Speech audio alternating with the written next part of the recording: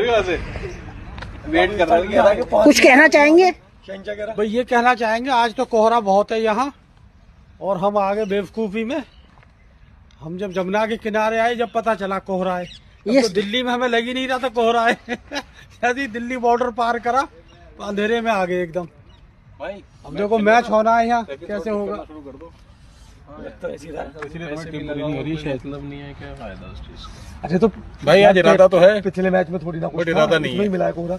इससे पिछले मैच में जरा सा कोहरा मिला, तो बीच में ड्रॉप आउट नहीं कर दिया तुमने? ड्रॉप आउट कर दिया। मतलब इसमें मिला है ना कोहरा। तो 15 दिन हो गए इस बात। सेकंड स्लॉट पे मैच शुरू कर देंगे। प्रैक्टिस करते हैं, ले पकड़ बॉल।